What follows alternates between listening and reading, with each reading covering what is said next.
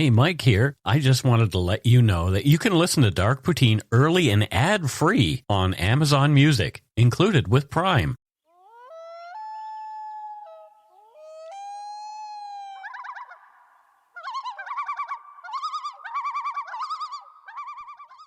Hello and welcome to Dark Poutine. I'm Mike Browne, your creator and host. With me this week is Carol, my wife. Say hello, Carol. Hi, how's it going? It's going pretty good. I guess you're not asking me, are you? I am.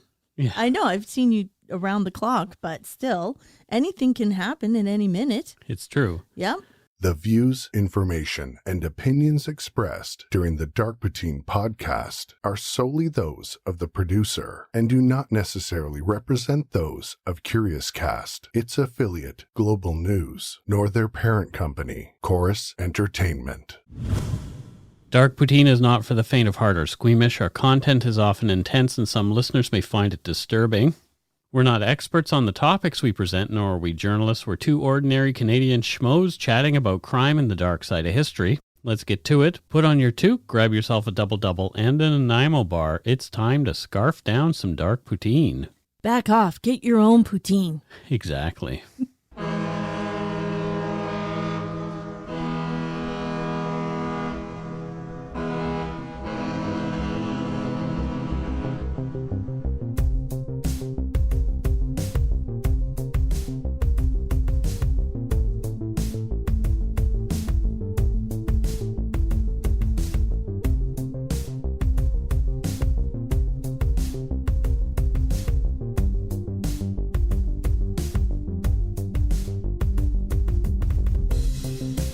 Listeners who feel they are in crisis can contact the crisis text line in Canada by texting HOME to 686868.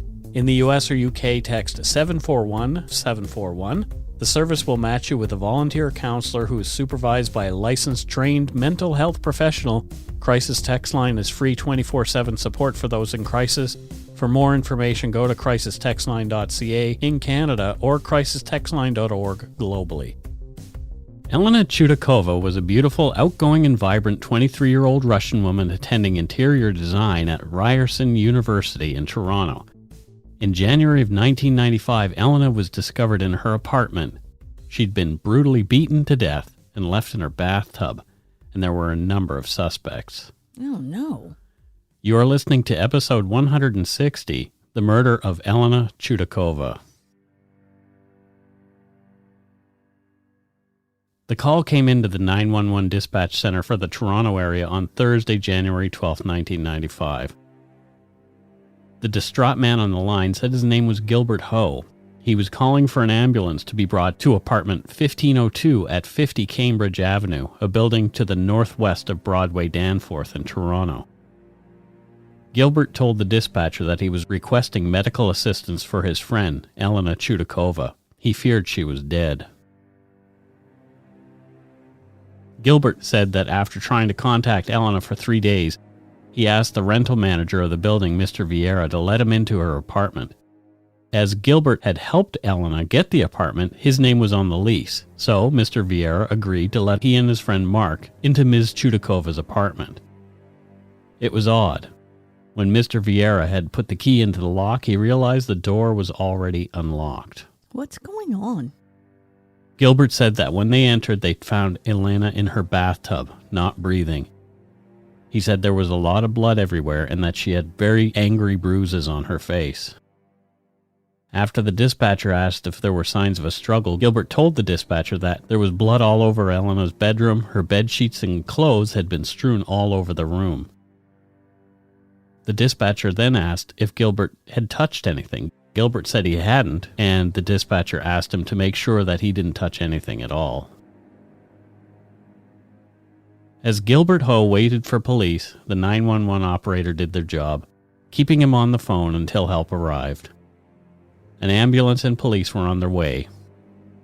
During the conversation, Gilbert mentioned Elena's ex-boyfriend, Ed Garcavi. He also mentioned that about a month before, another man named William Sergatis, Elena's former fiancé, had broken into her apartment and violently assaulted her. Police had been involved. A detective named Carl Williams of 54 Division in Toronto. The ambulance and police arrived about 15 minutes after the call was placed. First responders found Elena right where Gilbert reported she was, in the bathtub in the bathroom of her one-bedroom apartment. The tub was filled with water that had been colored with Elena's blood. The deceased woman's arms and legs were tied together with black nylons, and there was also a ligature fashioned from black nylons around her neck, but she hadn't been strangled. The first officer on the scene spoke with Gilbert Ho and his buddy Mark separately. Gilbert explained how he had known Elena. They'd worked together at a downtown bar and had become friends. Gilbert again stated that he'd helped Elena get the apartment after a bad breakup with Edgar Cavey. When asked if he had a key, Gilbert said no, and that the soup had let him in. Gilbert said the only other person who may have had a key for Elena's apartment was her ex, Ed. But as far as Gilbert was aware, Ed had already returned the key. I'm not sure why I'm so suspicious of Gilbert. Let's just carry on. All right. The homicide detectives began the grim task of carefully assessing the crime scene for clues. It was Toronto's second murder of the year, and it was not yet the middle of January. All murders are bad, but this one was ugly. It had been passionate. Someone had taken out a lot of anger on Elena Tchoudakova. From Bruce MacDonald's book, The Russian Princess Case, quote, "The sheets on the bed were torn off and covered with blood. There were clothes strewn all about the room. The top half of the mattress was covered in blood. The pillows were covered in blood. There was blood on the floor. There was blood spray on the headboard. It was dry. All the blood was dry." Elena had been dead for a few days. Police determined the murder had taken place sometime late Monday night or in the wee hours of Tuesday morning. Again from MacDonald's book, quote, "The blood was from Elena's head. She only bled from the head. She was hit in the head approximately 20 times with the blunt and claw ends of a wooden-handled hammer. She was tied with black nylons around the wrists and ankles and around the neck. As well, there was this ligature, but there were no signs of strangulation. The nylon around the neck was more of an aesthetic for the killer, something he wanted to see. Oh, gross. The pattern of blood staining indicated that the initial attack had taken place in Elena's bedroom, and she had later been dragged to the bathroom. The defensive wounds on the back of her arms and hands indicated that she had tried to ward off the relentless assault. It's believed that Miss Tchoudakova's killer spent time with Elena after submerging her in the tub when she was still alive. She had aspirated water. The medical examiner determined that either drowning or the blunt force injuries that had shattered the young woman's skull and ruptured one of her eyes could have caused her death. Author Bruce MacDonald surmised in his book that Elena's killer might have watched the bubbles in the tub from Elena's last breaths as she expired. So he was torturing her and enjoying it, sounds like. It sounds like this person was very, very angry with her. Yeah. The murder weapon, the hammer that the killer had used, was there in the tub with Elena's body, along with a plastic sex toy, a hairbrush, and an empty bottle of Pine Sol detergent that the killer had, inexplicably, to clean up a bit, albeit poorly. He had only cleaned up the hallway between the bedroom and the bathroom. So the bedroom was still a disaster area, and the bathroom was still. Yeah, but he had cleaned up where he had dragged her. That's so weird. It is very strange.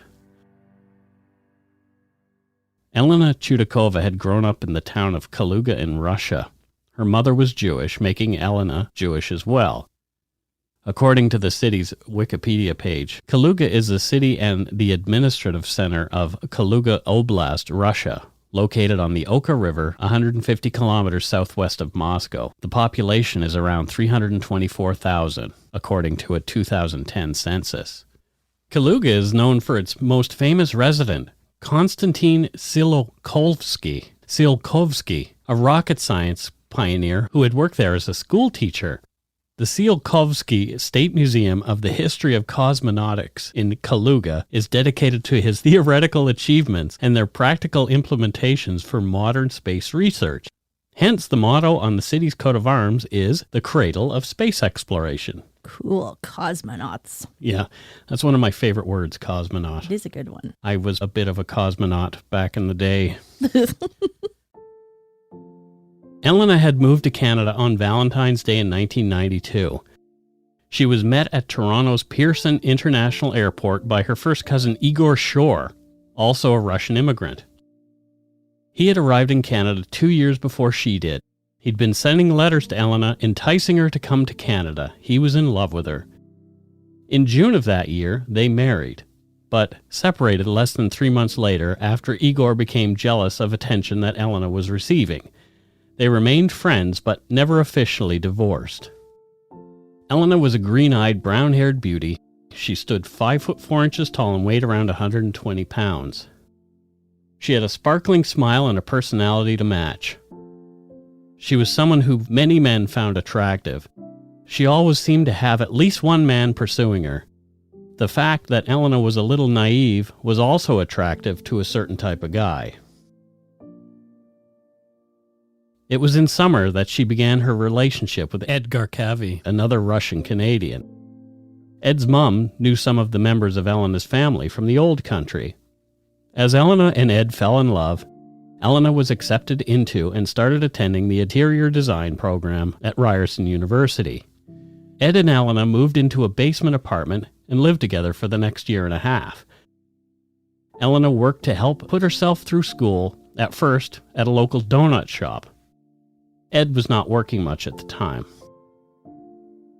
The couple fought a lot about money, and Ed was jealous of Elena's attention to and from other men, even if innocent.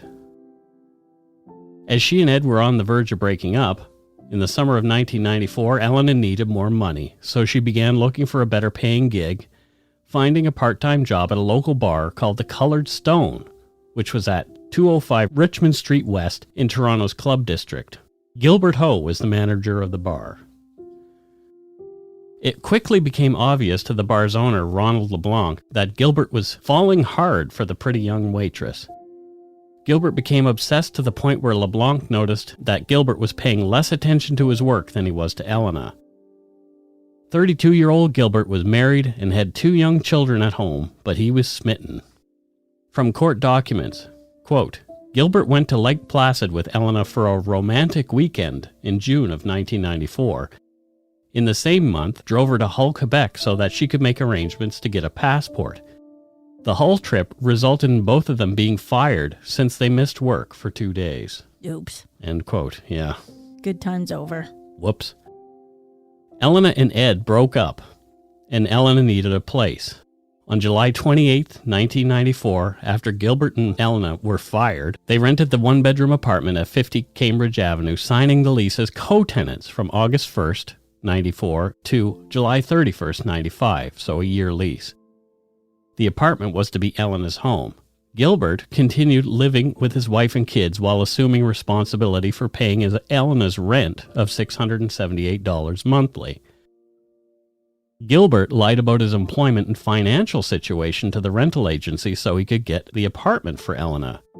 Gilbert claimed he was making $75,000 annually and that Elena was making an annual salary of $22,000. As a matter of fact, he was receiving employment insurance benefits that were just about to run out and social assistance was going to be next. Gilbert used his meager savings to put together the cash for the first and last month's rent for Elena's apartment and to support her financially. Gilbert also provided post-dated checks for the months of September, October, November, and December of 1994. From court documents, in addition to renting the apartment for her, he used his savings of $3,000 to $4,000 to buy her a bedroom set, a television, a VCR, a stereo, and a microwave. In total, he spent about $5,000 for her benefit, including giving her money for a trip to Portland, Oregon to visit her grandmother, end quote. Gilbert later said that he would have done anything for Elena. That is so stressful. All that money and you have none? Horrible. Plus all the lies. Oh my God. At the same time as Elena was breaking up with Ed, moving into the apartment rented by Gilbert Ho with her dog, a small black Cocker Spaniel she named Chuck, she'd also become involved with another man, a stockbroker named William Sergatus. The relationship with William was passionate and moved fast. He and Elena became engaged in the fall of 1994. Gilbert Ho was still around, spending time with Elena, but William said he thought that the relationship between Elena and Gilbert was merely a platonic one. It was not. William later said that Gilbert Ho appeared to be very possessive of Elena. This is a nightmare. No one knew that Elena's relationship with Gilbert Ho was a sexual one, but Gilbert knew about Elena's sexual involvement with other men, and that she was continuing her relationship with Ed Garcavi. Gilbert said he was in love and wanted to marry Elena, but Elena told Gilbert she was unwilling to commit to him and wanted to keep their relationship more, quote, recreational. From court documents, quote, Mr. Sergatis described his own relationship with Elena Tchoudakova as increasingly volatile. Their engagement was terminated in December of 1994 after a serious argument. William Sergatis tried to kick down Elena Tchoudakova's apartment door, eventually using a sledgehammer to recover the engagement ring that he had given her. Once inside, he threatened her with a pair of garden shears, pulled her hair, and demanded the return of the ring. She received a cut on her right breast as the result of the assault. Elena Tchoudakova was very upset after this incident and changed her phone number, end quote. That is intense. Shows up with a sledgehammer? Oh my God. Bashes the door down and comes in with garden shears. Yeah. Saying, give me that ring. Here's the ring. Go. And you can imagine what he was saying with the garden shears, like, get it off your finger, I'm going to cut it off. A nightmare. Yeah. Oh my God. The post-dated checks that Gilbert had provided upon rental of the apartment for Elena came back NSF. Gilbert Ho didn't have the cash to cover the rental, and now he was being called to task for it. Yeah. From court documents, in October 1994, the landlord started eviction proceedings for non-payment of rent. These were temporarily delayed as a result of Mr. Ho complaining of problems in the apartment. The eviction was reactivated in December. So I'm not paying rent because you guys aren't fixing certain things. So it was just, he was doing that to buy time. Yeah, just putting it off. You're not making $75,000 a year on employment insurance. Know that for sure. Yeah, especially in 1994. No. It was much less than it is now. Mm-hmm. So Elena needed to get away for a bit. So a female friend of hers from school invited her to come over and stay with her for Christmas. As Gilbert couldn't do it, Ed Garcavi stayed in the apartment with Elena's dog while she was away. Ed and Elena had been seeing each other off and on again. They couldn't seem to stay away from each other. When Elena came home just after the new year in 1995, she and Ed spent some time together, trying to rekindle their relationship. They slept together for the last time on Friday, January 6, 1995. 2 days after that, they decided their relationship was irretrievably broken and decided to call it quits. They had their last telephone conversation at 2 a.m. that morning. In the meantime, Gilbert had been made aware that he and Elena were to be evicted midday on January 10, 1995, from court documents. On Monday morning, January 9, 1995, Mr. Ho called the landlord hoping to delay the eviction. The landlord's agent advised him that when the sheriff came, Mr. Ho would be allowed to gather some possessions and then the door would be locked. When the sheriff did not arrive at noon that day, Mr. Ho thought the eviction might take place the next day. Gilbert claimed he went to the apartment to spend the day with Elena so he could help her with a project for school and fill out documents she needed to divorce Igor Shore, who had since moved to Calgary. If Elena were divorced, she would have more access to student loans. In Gilbert's mind, this would also free her to marry him as he so badly wanted. Elena called Igor at around 6:45 p.m. to explain her need for a divorce. Their conversation was amicable, and Igor later said she seemed calm and unconcerned. Gilbert and Elena ate dinner after the phone call to Igor. According to Gilbert, after dinner they returned to working on Elena's project and the divorce papers until around 12:15 a.m. Elena took a shower as Gilbert took Chuck for a walk. The events of that night, according to Gilbert Ho, come from court documents. Quote, Mr. Ho claimed that when he returned to the apartment 15 minutes later, Miss Tchoudakova was in bed. He undressed and joined her in bed. Miss Tchoudakova told him she did not wish to have intercourse. They gave each other a massage for almost an hour. At about 1:30 a.m., Miss Tchoudakova suddenly asked Mr. Ho what time it was, told him he had to go, and rushed him out of the apartment. Mr. Ho assumed she was expecting Mr. Garcavi, so he left immediately. Even though he did not ejaculate, he He told police he was not frustrated by the abruptness with which the sexual activity was terminated by Elena Tchoudakova. End quote. Gilbert Ho then claimed that Elena was very much alive when he left and took the last subway home around 2 a.m. that evening. And we will take a break right here. Okay.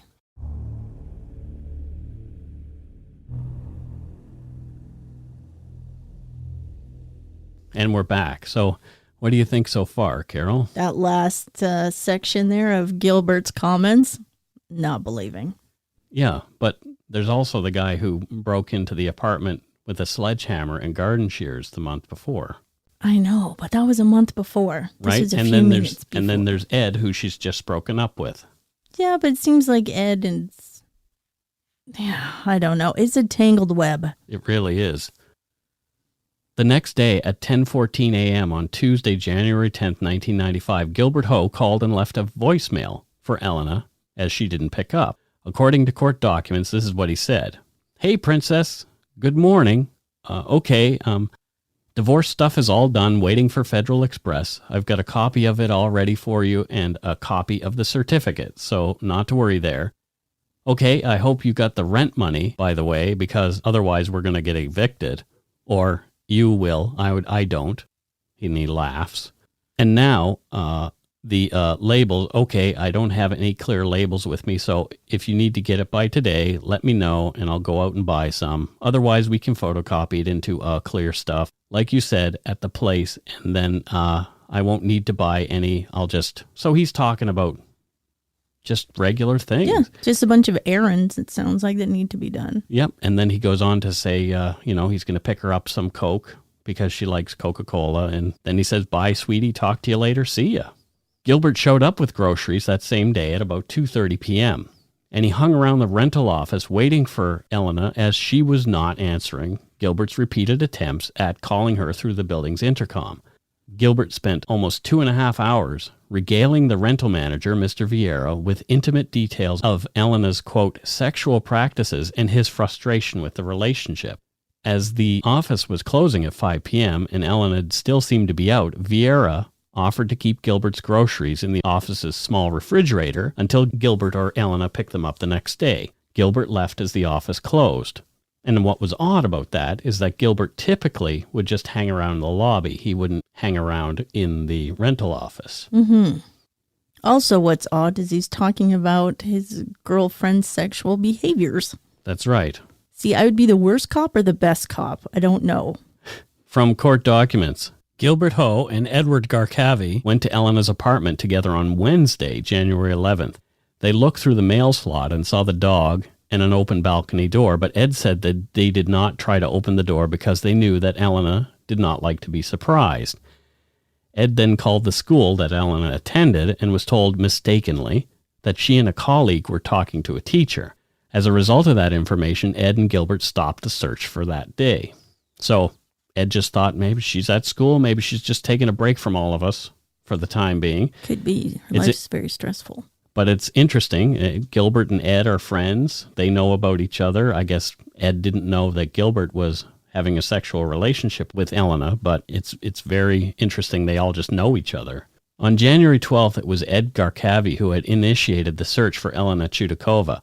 Ed called a mutual friend, Mark Millman, who also expressed he had not heard from Elena and spoke to Gilbert Ho about her earlier in the week. Mark then called Gilbert, who agreed to meet him at 50 Cambridge Avenue so he could gain access to Elena's apartment with Gilbert, the co-lessee. That's when they found poor Elena's body and called the police. The fact that Elena had so many close male acquaintances in her life made for a complex investigation. Yeah, I was just thinking that. Oh, how to sort it all out. There were some fingerprints at the scene belonging to Elena and Gilbert, including in the bathroom on the hot water tap. Gilbert's prints were also on a hacksaw handle in the toolbox that was found on Elena's balcony. It was assumed that her killer had retrieved the hammer from that toolbox. Gilbert did not deny having been there on the evening of January 9th, and many times before, it would follow that his fingerprints were in the apartment. So it wasn't unusual for him to be there and to be touching stuff. No. He was the co-lessee, so he may have even used things in the toolbox to fix something around the place. Yeah, So, trying to be helpful. mm-hmm. An autopsy examination of Elena's stomach contents indicated that she most likely had eaten her final meal between 8 and 9 p.m., and her estimated time of death was between 1 and 2 hours afterward, which did not add up, especially with the timeline that Gilbert Ho was providing to police in his subsequent statements, where he told them that he left after 1:30 a.m. that night to catch the last subway at 2. So here's the problem with that. This last meal determination is not an exact science. Mm-hmm. So some experts might disagree with the timeline. Okay. There was also semen inside Elena's body. A DNA profile indicated that it belonged to Edgar Kavi, but experts could not pinpoint the exact time it had been deposited there. One forensic expert, Dr. Chiasson, said, quote, "Semen can remain in the body cavity for up to a week. It was his view that since cold temperatures could slow the course of semen decomposition, Edgar Kavi's semen could have stayed in Elena Tchoudakova's body since January 6 because her body had been in cold water for days." Oh, like it preserves it. Mm-hmm. Okay. There were other pieces of evidence indicating that Elena's killer was someone she knew. There was no sign of forced entry into her apartment or that anything in the apartment had been taken or disturbed, other than evidence that efforts had been made to clean up the blood in the hallway connecting to the bedroom and the bathroom. Whoever killed Elena Tchoudakova was sufficiently familiar with the apartment to know where the hammer, her sex toy, and her nylons were kept. Police looked at William Sargatis hard as a suspect in Elena's murder. It was William, after all, who had broken into Elena's apartment with the sledgehammer and garden shears only a month before her murder, demanding his ring back. Jealousy was not his only motive either. The assault charges that Elena had brought against him also jeopardized his bid for a lucrative working visa into the United States. Elena had also expressed her fears of William's violence to a classmate at Ryerson only days before she died. The problem with the William Sargatis theory is that he was out with a friend, watching a movie, Pulp Fiction, until around 1:30 a.m. on the night that Elena was killed, which was outside the possible time of death as given by the one pathologist. Okay. Edgar Kavi also said that he'd been at home watching a movie he had rented, Maverick, starring Mel Gibson and Jodie Foster. He'd fallen asleep after and was awakened by the owner of the home, a friend of his named Andrea, as she returned home from working the night shift. There was a piece of evidence that investigators believed might help to identify Elena's killer. She had a bite mark on her left breast that appeared to have been made around the same time of the blunt force injuries to her head.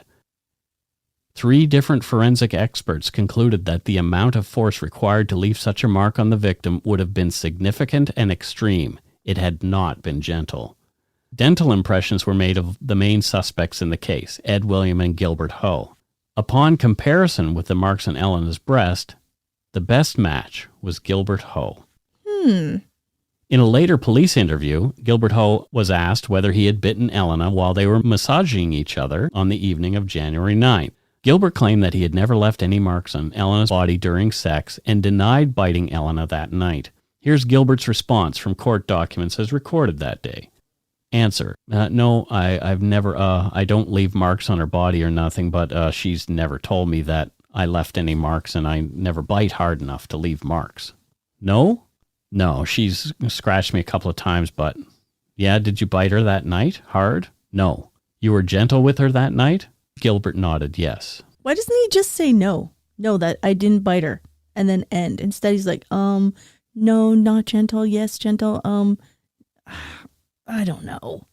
It's frustrating. Based on the bite mark evidence and Gilbert Ho's own admissions of not having left the crime scene until after 1:30 a.m., he became suspect number 1 with exclusive access to Elena during the supposed time of her death. Police arrested Gilbert and charged him with murder. From court documents, quote, by his own admission, Mr. Ho was alone with Ms. Tchoudakova on Monday, January 9th, 1995, from at least 6:30 p.m. until 1:30 a.m. There was no evidence that anyone saw or spoke to Elena Tchoudakova after that night. End quote.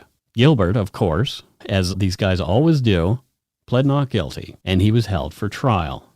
Okay. The Crown posited that Gilbert's obsession with Elena Tchoudakova and desire to possess her had led to her death on January 9, 1995. Realizing that he could not have her, Gilbert flew into a rage for several reasons that had built up over time. Court documents indicate a few of the reasons that Gilbert Ho could have killed Elena. Quote, he wanted to marry her, but knew she continued to see Mr. Garcavi and others, and was not interested in a commitment from Gilbert Ho. She was about to be evicted from the apartment he had rented for, and therefore his financial usefulness was about to end. And he was angry and frustrated that his sexual activity with her on the night of January 9, 1995 was abruptly interrupted so that she could see Mr. Garcavi. End quote. The Crown pointed to Gilbert's flippant, nonchalant attitude on the multiple voicemails that he'd left for Elena after the crime as a means of covering up his guilt.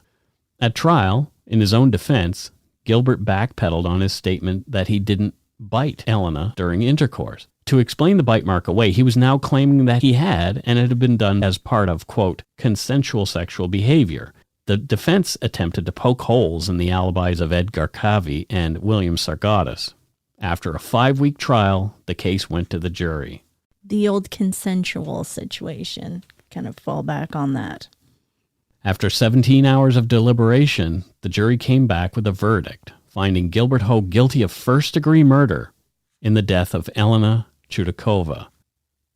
Gilbert seemed unmoved as the verdict was read, and the sentence was handed down. Life without the possibility of parole for 25 years. On Saturday, June 22, 1996, the Toronto Sun ran a story on Gilbert's conviction for murdering Elena. It read in part, quote, it was a case of fatal attraction, said homicide detective Sergeant Mike Hamill. If he couldn't have her, nobody else would. We suspected him from day one. If you look at a profile of these killers, he was the perfect suspect. Igor Shore, husband of the slain student, said, quote, Ho should stay in jail for the rest of his life because it's the only place he's going to be safe. I'm not going to forgive him for this. She was killed not in a human way. It was an animal way. Now he is in jail like an animal. I cannot say it's good news, he added, but it's something I can say to Elena's mother because she feared he'd get away with it. End quote. Gilbert Ho's appeal was dismissed in 1999. In December of 2000, Gilbert Ho wrote a letter appealing for assistance from the Association in Defense of the Wrongly Convicted, or AIDWYC, which is now known as Innocence Canada, and you can find more about them at innocencecanada.ca. According to Wikipedia, Innocence Canada is, quote, a Canadian non-profit legal organization based in Toronto. Innocence Canada identifies advocates for and helps exonerate individuals who have been convicted of a serious crime which they did not commit, and preventing future wrongful convictions through education and justice system reform. Innocence Canada has been involved in high-profile exonerations, including those of David Milgaard, Guy Paul Morin, and Stephen Truscott, cases we have yet to cover on this show, but we're going to get to them. It's unknown whether they took on this case, but Gilbert was still in prison as of 2017. The last article I could find about Gilbert Ho and Elena Tchoudakova was in the Toronto Star on Sunday, November 5th, 2017. It was written by staff reporter Alex McKean and is titled, Can a Theatre Program Help Rehabilitate Ontario Prisoners? In it are photos of prisoners in a play from the gymnasium turned theater at Beaver Creek Minimum Institution, one of whom is Gilbert Ho. The program is called On Track, and it's spelled ONTRAC. An arts program for prisoners with the hope of assisting them in their bid to reintegrate into society at some point. The article quotes Gilbert Ho. It reads, Gilbert Ho said On Track helped him deal with the, quote, stigma associated with being in prison. He was sentenced to life for first-degree murder in the 1995 killing of 23-year-old Elena Tchoudakova. Theater, Ho said, requires structure, discipline, and empathy. This is a good way to kind of bring us back to a childhood state and build us back up again and teach us this is how you interact with people, he said. I've got good support out there, and I'm grateful for my family, the father of two said. Some people, they don't have the support out there. So when an institution recognizes that they need to do that, that's a huge step, end quote. So Gilbert feels he's stigmatized by being in jail. If he's guilty of murdering Elena Tchoudakova, that's probably the last thing that he should be worrying about. Yeah. Yeah, trying to keep his persona kind of not affected by what's happened. The Innocence Project doesn't seem to have picked up his case. As Elena's murder has not been covered heavily in the press, her family still mostly resides in Russia, and privacy laws in Canada are so tight it's unclear what Gilbert Ho's current status is. However, he might be eligible for parole soon if he isn't already, because it's been 25 years. So here's the thing. Bite mark evidence is now, as we've learned in a few different documentaries and some things that I've read, it isn't the strongest thing. No, it was in one particular case, but now it seems like it's not exactly as accurate as they had thought. Mm-hmm. So it was Ted Bundy was the first person to really have the bite mark evidence tested in a legal way. But the Ted Bundy case is the highest profile case to have had the bite mark evidence tested and affirmed. And I thought it was pretty accurate, but that's not necessarily true. No. So these experts, other forensic experts, are now saying that it doesn't make sense. Even the guys who were involved in the science themselves say some of them now feel it's inaccurate. There is no actual physical evidence that says that Gilbert Ho murdered Elena Tchoudakova. There is none, other than that bite mark. The and bite just mark this is bad feeling I have about Gilbert. And the bad feeling that that Carol doesn't has. mean anything. It means nothing. No. I guess the court saw fit to throw out his appeal in 1999, but at the same time, did this guy kill Elena? Or were there other people? I mean, there were even other friends, male friends, who I didn't mention in this episode that she was interacting with on the phone in the days leading up to her death. It could have been someone who else was jealous. Mm-hmm. And Gilbert's defense team has even said, maybe it's an unknown person. Maybe it's a serial killer who came into the house and murdered her. Maybe she knew the serial killer. It could be any number of things. So because you try to explain away, there was no forced entry into the apartment. So maybe it was that. I don't know. It's a very, very confusing case. It is. What do you think? I still think Gilbert did it. Yeah. Sorry. I don't like how he treated his wife and family. Mm-hmm. So in all this, just kind of dismissed them. And then Elena too. Yeah. Well, it doesn't matter what I feel, but I just think. Yeah, because, and that's the whole point of this true crime business is people think. I know. I know this person did it. I know, for sure, without a shadow of doubt. Well, there's actually a lot of shadows and a lot of doubt, but still. Yeah, but here's the thing. The jury didn't find that there was any doubt. So that's what's important, is how the legal stuff shakes out. Yeah. Legally, but factually, who done it? I lean to Gilbert too. But. I feel like it's Gilbert. He really went out on a limb for her. Mm-hmm. And he had so much to lose. He was losing it. Yeah. And the anger that the attack came with, although there were other people who were angry at her or could have potentially been very angry at her at that exact moment. Yeah. At that point in time. Her fiance with the permit that could have been denied, that would have. Mm-hmm. That once money's involved too, like that. And even Ed admitted that their relationship was volatile. Yeah. So I don't get a bad feeling about Ed Garcavi at all. I think Ed actually loved Elena. They were actually in love and they just couldn't make it work. Yeah. So rough. It's terrible to try to sort this out. Plus her family's not even in the country. No. Then they're not here to defend her at parole hearings or anything like that. So it's potential that Gilbert's going to get out at some point. If he's not already, we don't know. Yeah, we don't know. Yeah. So that's it for this week's case. That was intense. Poor Elena. Right? I hope Chuck was okay. Seemed like someone was taking care of Chuck. And that was interesting too. It's like somebody cared enough maybe to leave the balcony door open so Chuck could go out onto the balcony and do his business. Yeah. So it was somebody who cared about the dog. Yeah. I just felt a whole bunch of different weird things about this one. Very, very interesting. All right, I guess it is time for us to move on to voicemails. And if you voicemail. Excellent. If you want to leave us one, you can do so at 1-877-327-5786 or 1-877-DARK-PTN. And let's see who called us this week. If anybody. Did anybody call us? Maybe they just called and hung up. Maybe people just called us and hung up. I think they did. It's a crank call. No, I don't think there were crank calls, but... Who crank called Dark Poutine? Yeah, why would you crank call Dark Poutine? Here's one that's... There's lots of reasons. Okay, it looks like we might have to go back into the vaults this week. In the Wayback Machine. We're going in the Wayback Machine. We're going in the past. We're going into the past. Let's see. Hi, guys. Okay, so first of all, I recorded this message a few times and kept messing up what I wanted to say and re-recording it. And then when I finally had one that I was like, okay, this one, I didn't mess up anything, it cut me off saying it was too long.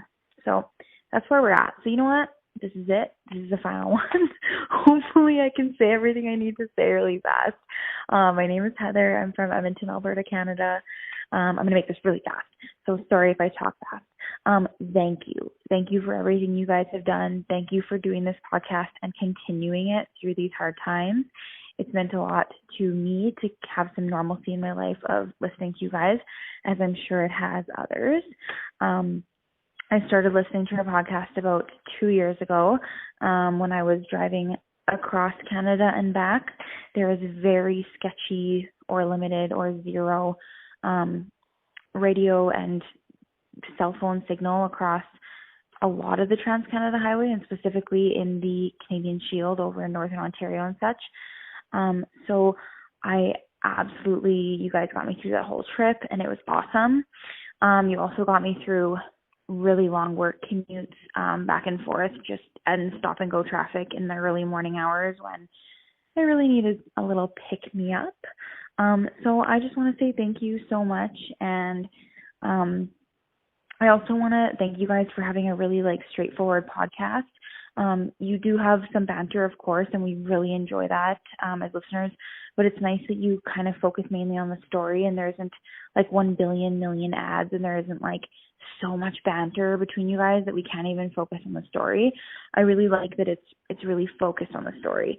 And just thank you for being you. And I super appreciate hearing your guys' voice. It always brings me to a place that I recognize and something comfortable, which is really important right now, especially with the current times. So thank you, and I hope you guys have a lovely holiday. And yeah, just all the best wishes to you moving forward, and I'm super excited to continue to listen to your podcast. Thanks so much, guys. Bye. Wow, that was nice. So nice. Very nice. Oh, yeah. You're welcome. Yeah. Thanks for leaving that nice message. Thank you for your voicemails. Thanks, you guys. Please don't forget, you can call us 1-877-327-5786 or 1-877-DARK-PTN. We really do want to hear from you. Please, somebody call. Call us. Call me. Call me. I'm so desperate to hear some voices. It's the end of January. It's the end of January, and it's the 1st of February. Oh, it is. We need to hear some voices. Please, are you out there? Are you out there? I don't know what day it is anymore. Is there anybody out there? Am I supposed to be on the couch or am I supposed to be down in the basement? I don't know. I can't tell anymore. No, I just get lost as far as days go. I forget the days. You forget the days? I forget the days. What day is it, Carol? What days? day? Days. What day? All right. So, it is time for Patreon. Patreon. Patreon, what? Yep, exactly. I'm ready. So first up, from Mustang, Oklahoma. Mustang. We have Michelle Chamberlain. Thanks, Michelle. Michelle? And what does Michelle Chamberlain do in Mustang, Oklahoma? She's a food scientist. Okay, what kind of food science? Is she like Chevy Chase and... Exactly, that is her mentor. That's why she got into this. Clark Griswold. Exactly. Because he made some shellac. Food preservatives. And shellacks that made the... cereal. Yeah, exactly. Cereal tastes better and lasts longer. So what does she do exactly? She does the... same thing. Yeah. Okay. For cereal. What has she done, like Captain Crunch? Because that would be kind of cool. Fruit Loops. Well, there you go. I know. So she made The preservative for The Fruit preservative. She didn't invent Fruit Loops, but she made the preservative to enhance the color, flavor, and makes the cereal last longer. Fruit on Loops the also shelf. makes something else colorful, but I'm not going to say what that is. She has part of that too. That's like her secret thing. Oh, She's just like, and how does it look after? after. That's Ugh. her secret side thing. Oh, good Lord. Sorry, I outed you on that one, but thank you for your food science service. There you go. The best. Next we have Patrick LaRoche. And Patrick is from Quebec City Oh, Patrick. in the province of Quebec. Nice. So thank you, Patrick. Hopefully he is not too upset with our pronunciation of Poutine, because I do tend I know, to pronounce some it very people- anglicized. Mm-hmm. So what does Patrick LaRoche do in Quebec? He is a Lego master builder. Oh my goodness, what a fun job. It's the best job, really, other than food science, but he makes huge creations from Lego. Like what? Monsters. He makes monsters, like Lego monsters? Mhm. And then also he does some landscaping too. He makes actual Lego walls. Oh, Yeah. actual Lego walls. Yeah. Some people, that's their aesthetic. It's Lego aesthetic, and they want their whole backyards done in Legos. So he makes the fences and walls and even little pools and stuff. I heard that they wanted to build a Lego wall along the southern border with Mexico and the United States, but it would have taken too long. So would Patrick do something like that? Build like a really high wall Yeah. like that? The one? bigger the better. He loves it. Lego Castle is his dream. Oh, has he done anything like Lego full-size Millennium Falcon or Yeah. any of the? Oh, well, he has. Totally. Oh, He is. He's a master Lego builder. Is He's his done it whole all. house Lego? His whole house. He even invented a Lego toilet and Whoa. Lego shower. But the plumbing is regular. He doesn't go into the plumbing part, but it's all the outside. Well, there you go. I know. Master Lego builder. Well, thank you, Patrick. the Patrick, master Lego builder from Quebec City in Quebec. I aspire to make Lego walls like you, good sir. Yeah, I don't, because I'm busy doing a podcast and trying to write a book. That's a different kind of building right there. Yeah, exactly. All right. So next up, we have from Olympia, Washington, Sally West. Did she go to school in Olympia? She might have. Yep, just like the. Do you know Courtney Love? I hope that she doesn't. I hope Courtney Love was nice to her. Well, Maybe she knows Frances Bean. our friend Alan R. Warren knows Courtney Love, so Yeah. he used to serve her at a coffee shop or something that he worked at. So Cool. And we saw Courtney Love punch Marilyn Manson in the head. we did. That was classic. And Carol told Courtney Love what time it was. It after was. after Kurt Cobain died. We went and visited. The We park, could hear yeah. her yelling. And she says, What fucking time is it? and I yelled out the time. But for some reason, I don't remember what time right it was now 2 p.m. It was 2 p.m.? Yeah. Yeah. Yeah. Yeah. Oh, Miss Kurt man. Cobain. Yeah. But anyway, what does Sally West do in Olympia, Washington? She's a zookeeper. Oh, I didn't know there was a zoo in Olympia. It's a private zoo. Oh, What happened? just keep going. Oh, Don't okay. you don't comment on that stuff. It's a private zoo, and she takes care of the elephants, especially the baby elephants. Oh, she takes care of baby elephants. Yes. Yeah. Well, how do you take care of baby elephants? Do you just have to find really big diapers for baby elephants? No, all they want is baths and to eat peanuts all day long. Oh, I have never gotten the chance to do it, but I really, really want to. I want to give an elephant peanuts from my hand and have them take it with their little trunk. I Yeah. want that to happen so much. I don't know if somebody can make that happen for me. That would be amazing. Yeah, maybe someone at the Calgary Zoo. But you know what? There are zoo. I know. I was playing Animal Crossing with someone who does work at the Calgary Zoo. What? I know. So, Carol. So we need to check. I don't know. Are peanuts healthy for elephants? We have a lot of elephant research to do. I'm pretty sure they are because you see them being fed. It's okay. Oh no, maybe I'm wrong. I know. See, now I'm doubting everything. Maybe I'm wrong. This That's could okay. This could we'll be ask terrible. the zookeeper in Oregon if it's okay. this could be terrible. I know. I don't It could want be to. one of those things. Like you don't feed a horse a whole apple. You have to chop it up. Yeah. Because they could swallow an apple whole and then choke. Yeah, you don't want your horse to choke. No. And then they'll poop out a whole apple too. I don't think that's be how like it works. So that's how you can make a horse cannon, is just give them whole apples. Oh, And they will PETA is swallow not going them to be and then- happy with And then, us. No. so it's like a tennis ball gun, except with a horse's ass. Speaking of horse's ass, I think I am. I think yes. Oh my. Well, there you go. So that's it for Patreon. Let's move on to donut money. We had some people give us some love donut wise. A big donut love. Yeah, but first up we have Tara Becker. And Tara says, "You both make me laugh so much. I'm from Los Angeles and have, thankfully, never met Borat." Aw, I would love to meet Borat. She says, "I love baking and I'm starting to experiment with gluten-free and sugar-free recipes, so spot on.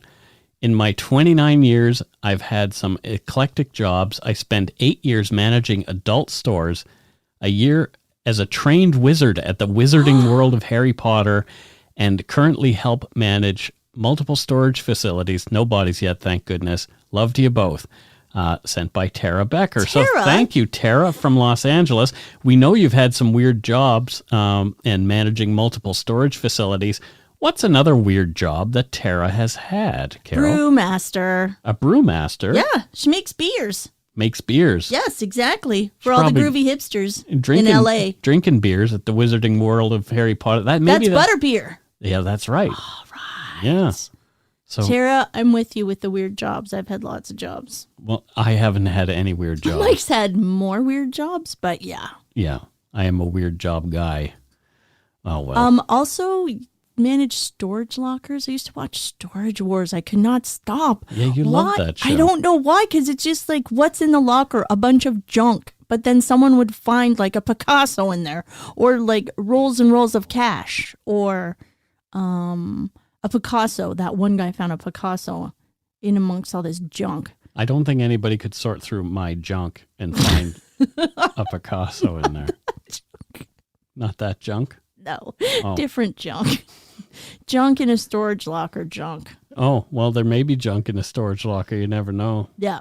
Or they would open up the locker and there'd be nothing in there except for one little plastic bag.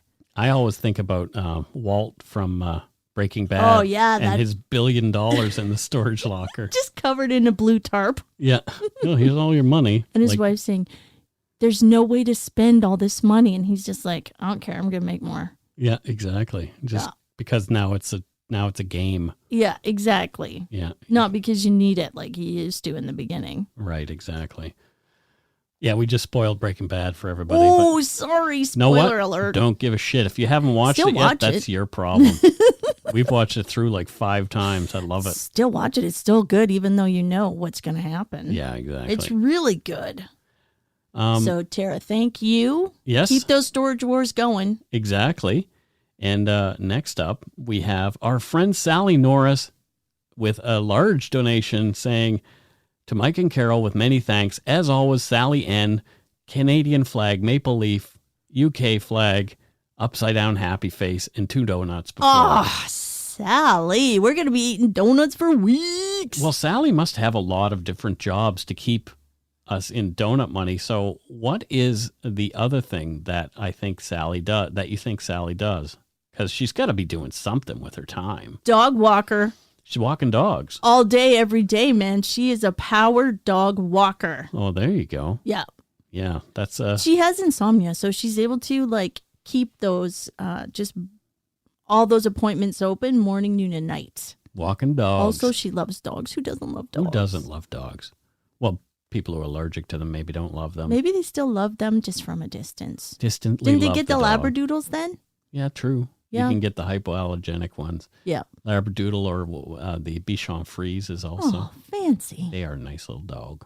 But Sally loves all dogs. She walks all dogs morning, noon, and night. I love all dogs too. I like the way their little puppy bellies smell. Oh, just the top of their head. Little dogs. Yeah, I like little snorting. Snorting dogs are the best. Exactly. Well, thank you all to our patrons and Donut Money donors past and present for your help to keep us doing what we do. If you want to donate to Dark Poutine, you can become a patron at patreon.com/darkpoutine. Or for a one-time donation, you can send us donut money via PayPal at our email address, darkpoutine.podcast@gmail.com. If you don't already subscribe to the show, it mean a lot to us if you did. You can easily find us on any podcatcher, including iTunes, Stitcher, TuneIn, Spotify, or wherever else you get your on-demand audio. Check out darkpoutine.com for show notes and other cool stuff. I have to update it very badly. We're like 10 episodes behind. Whoa, But what? that's my fault. Please take the time to give Dark Poutine a like or a follow on Facebook and Instagram. Come on in and join the Umberyard. We are always welcoming new folks. Most importantly, thank you for listening and tell your friends about us. Word of mouth is a powerful thing. Until we return, don't forget to be a good egg and not a bad apple. Have a good evening, afternoon, morning, wherever you're listening. Exactly. Whatever day, time, place. Does it matter now? It We matters don't know not. where we are. We don't even know where we are. We don't know, but wherever you are, be there. Okay. Whoa. Bye. Bye.